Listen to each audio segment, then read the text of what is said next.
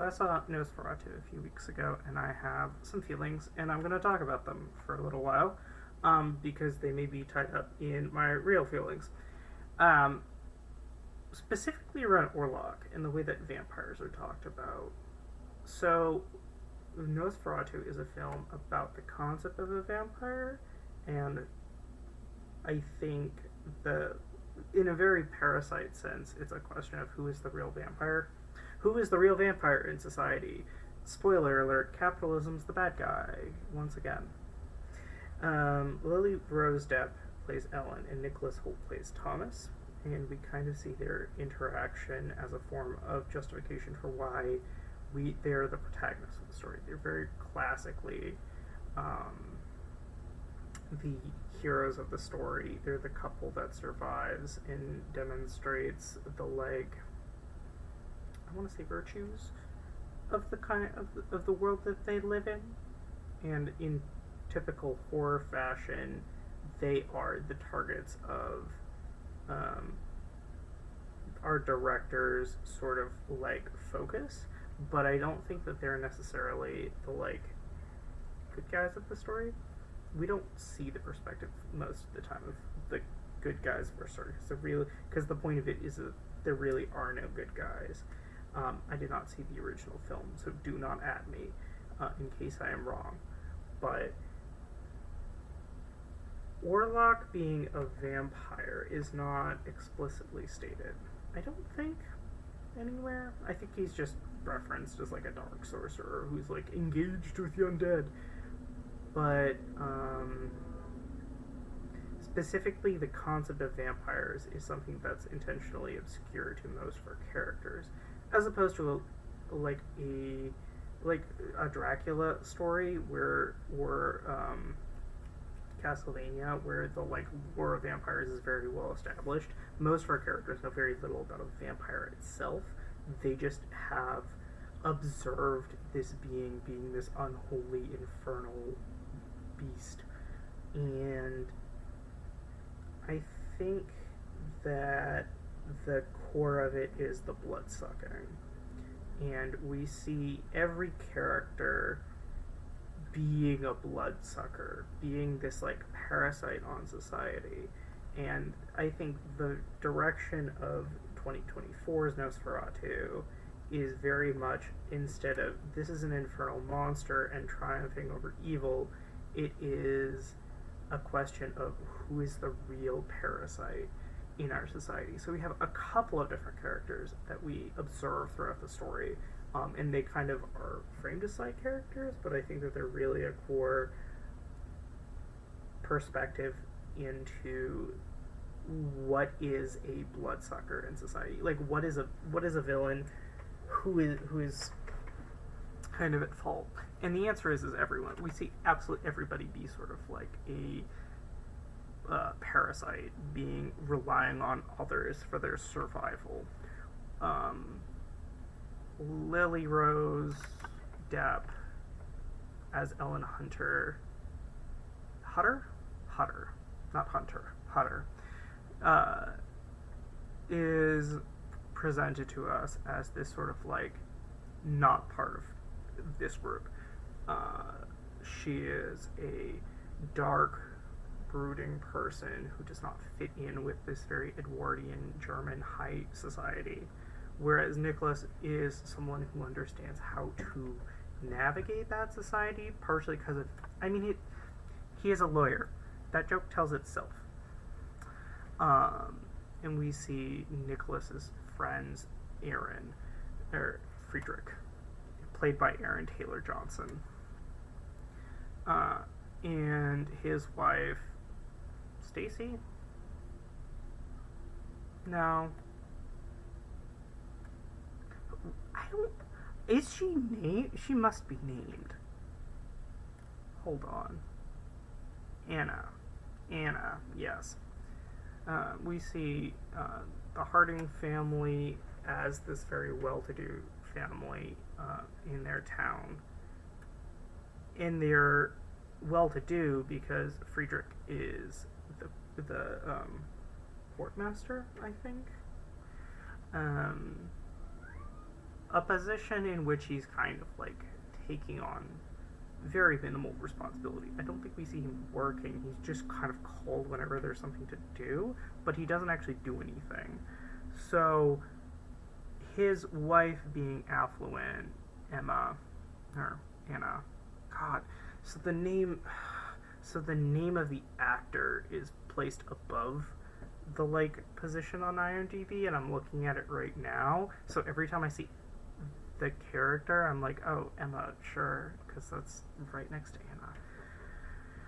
Anna. Anna is presented as generally a good person, but I don't think that's really the point. I think because both Thomas, Friedrich, and Anna are all functional in society, we're presented to them as being virtuous. They don't actively do anything to hurt anyone.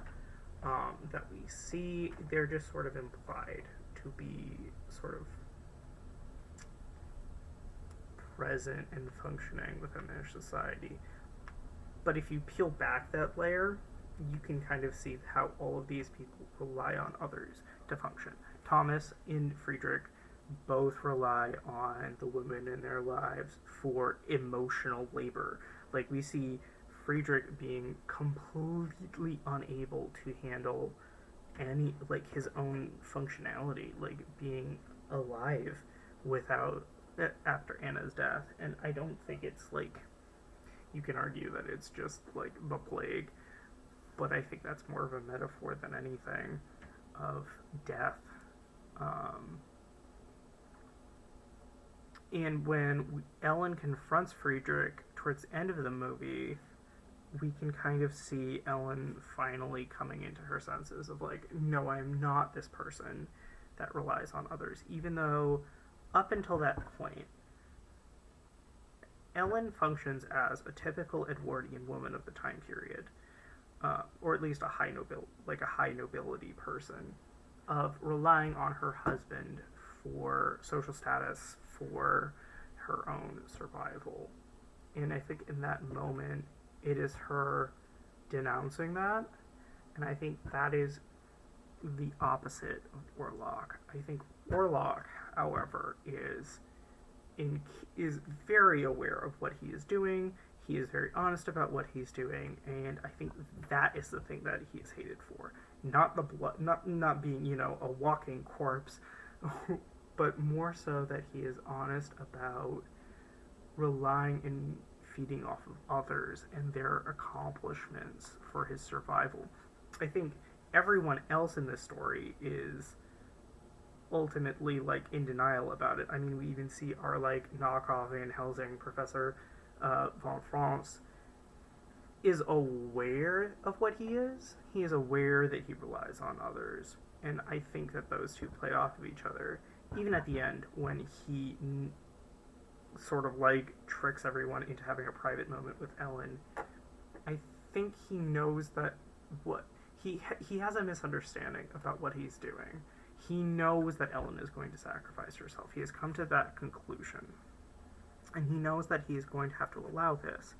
And not only allow this, but become an active participant in the deception that creates it, but that he is going to rely on this woman to do the emotional labor that he is not able to do. And I think that is the more important story in all of this. I think the story about death and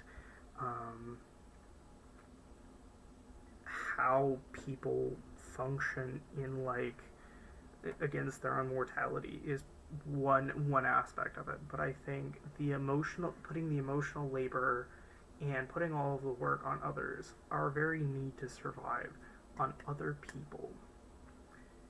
I think there's varying amounts of awareness about and denial about needing other people in order to survive and taking advantage of other people, even though we could do the work. We do see Thomas for a little while take on the responsibility of being the vampire's victim for a little while, and he doesn't like that. He's in this position for the first time of awareness of how much other people do, and we can see examples of that in the real world. Like, if you are disabled temporarily, you become aware of how much emotional labor. If you like are outed for queerness, then you are no longer part of the protected class. You now have to do a lot of the emotional work. In this case, like literally making blood, like your lifeblood being drained from you. And that is the moment that he goes, oh, wait a minute, I have to like slay this vampire. He's ultimately unsuccessful at it, only because I don't think he tries to assume that he is the protected class. He is the like he does not rely on others. He's trying to do this all on his own, and that's what ultimately almost kills him. Again, is the very like macho centric feeling of I have to like solo take out this vampire, and like nobody else can help me, and I'm independent, when that's ultimately not true. I think if Thomas just like straight up like goes to kill Orlok on his own as he planned, I don't think he comes out of that alive. I think it's the ultimate point of all of this.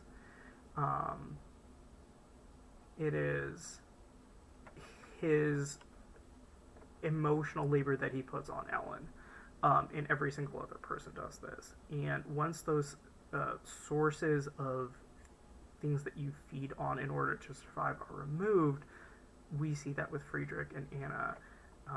Anna relies on her children to survive, and once those are removed, she dies immediately. Once Anna dies, Friedrich dies immediately, because they have no source of like thing to survive off of anymore. And kind of the point of, not the point, but one of the core themes of this movie is that there is something that everyone relies on in order to survive. We are all vampires. Some of us are just more honest about it than others, and Franz and Orlok are very transparent with their motivations and like what they're asking people to do. Orlok is just like very clear and honest and doesn't really care like what he is doing is harmful. Franz is aware of what he is doing is harmful, but chooses to do it anyway. Ellen is different in that she actively rejects the situation that the like institution that she's a part of that sort of protects her from having to do a lot of the emotional labor and work that she wants to do. She's aware that she does not fit in into this society. She actively hides her like seizures and melancholy, depression. It's only when she's very honest about these things is when she's finally free from it all. And I think in a better movie where there is a happy ending, I think that act of like, not a better movie, but like in a movie that there's a happy ending, she has a moment where that sacrifice frees her from having those responsibilities. But again, because she has actively taken the decision to reject the society she lives in, where she has to feed off of her husband in order to survive, feed off her husband who feeds off of others, then, because he's a lawyer, like, there's no joke I need to tell here. This man sells his wife for money, even if it's not intentional. Then at that point is she finally released and finally becomes this good person. So I think Ellen and Orlok are both our protagonists in this story. If you want to see it, I think Thomas is framed as a protagonist, but I think Orlok and Ellen, because they're finally in this moment open and honest with, about their intentions and what they are and the systems that they work within, I think that's what ultimately gives them the freedom and power that they have. Orlok is very clear about what he's trying to do. He is, in a very twisted way, trying to do something very good. And there's no sympathy for Orlok. He's not secretly like, because he has this woman that he is fighting for does not make him a good guy. Um, but I think the rest of the characters in our story are in a sense of denial, and that's, I think, the ultimate lesson is that secretly all of us are vampires surviving off of others, and it's only that intentionality to no longer engage with these harmful actions that frees us.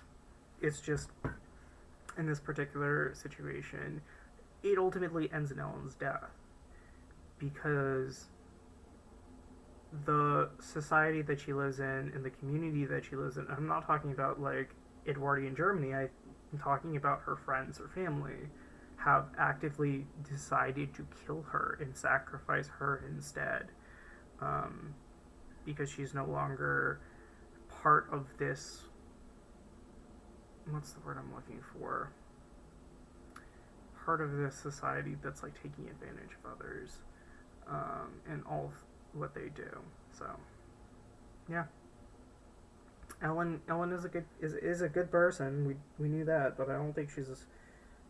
I think that an audience on first watch might misinterpret why she's a good person. It's not because she like has these inherent virtues of like, she's not intrinsically secretly a good person. She's aware that she is a bad person. She just no longer has Orlok to blame for why, like this specter to blame for why she doesn't fit into an Edwardian society as a woman. I think it's her realizing that she, like once that's gone, she has nothing to survive off of. She does not have Thomas to survive off of in this situation because he's technically no longer her husband.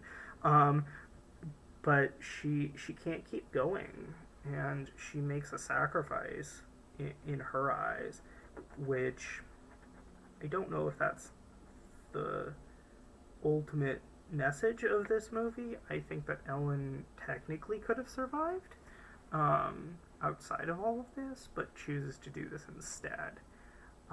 And whether or not you see that as a like noble sacrifice or the weakness of everyone around her, is to be up to your interpretation, I guess. Yeah, so that's it.